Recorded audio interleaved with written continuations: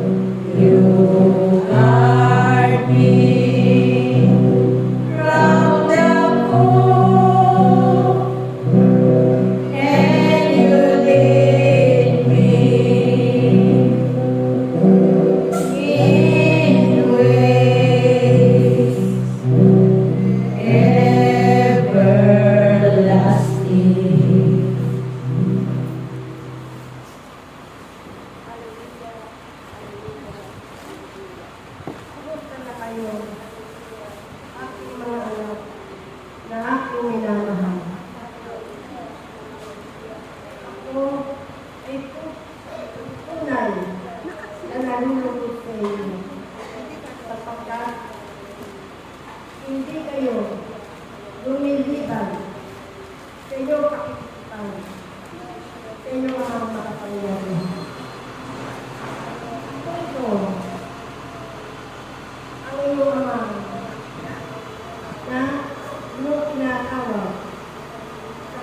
oras. Ako si Yahweh, si Yahweh, si Yahweh. Ang lahat ng mga nagaganap dito sa inyong bansa ay tunay na nakaluloko. Kaya ako mga anak. Pakinggan ninyo ang inyong siring na biyan na tuparin ninyo ang inyong pagdarasal sa inyong banal na pagdarasal. Sapagkat malaki ang makakawa nito sa inyong mga buhay upang ang mga naliligaw ng lagda sa pamamagitan ng inyong pananalangin sa kanyang banal na santuario ay tunay na magkakaroon ng kaganapan. Ako, si Yahweh, ang inyong tinatawag sa lahat ng oras. At nababatid ko aking mga anak kung ano ang inyong mga dalahin sa inyong mga buhay. Napagamat kayo ay nahihirapan, yan ay aking pinahihintulutan upang makita ko ang tunay na aking mga propeta na labis kong minamahal.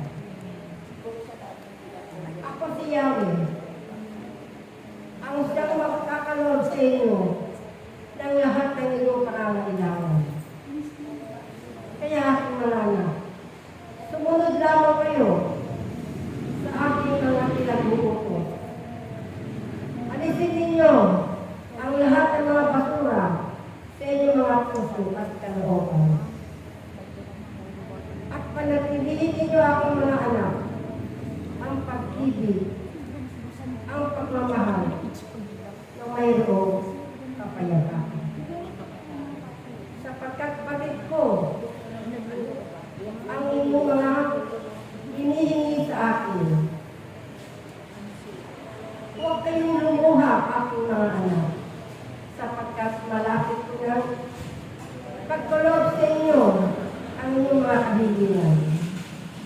Malapit ko na buksan ang bintana ng aking gurungawan upang ipagkaloob sa inyo ang inyong mga anak. Kaya aking mga anak, kayo ay aking tinuturuan upang pag dumating ang biyayang yan na kaloob ko sa inyo ay marunong na kayong magbigay sa inyong mga kapwa. Ipagkaloob din ang mga biyayang yan, aking mga anak, sa mga aba at tukha. Sapagkat hindi lang kayo ang magkakaroon ng mga biyayang ipapagkaloob ko. Ang biyayang iyon ay pagkakaloob ninyo sa mga aba at tukha. Yun ay aking pupunutan. Kaya aking mga anak,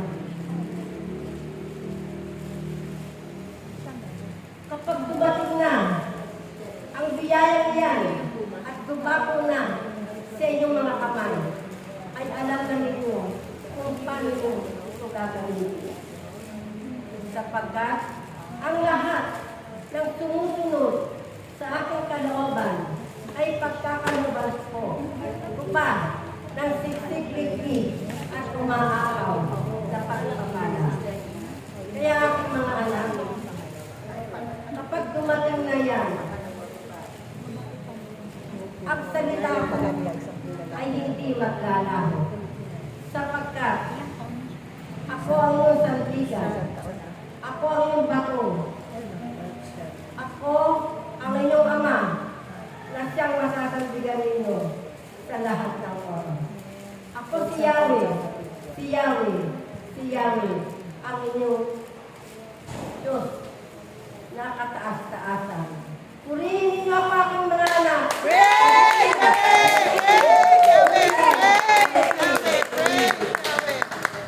Sapagkat patid ko at nakikita ko at nababasa ko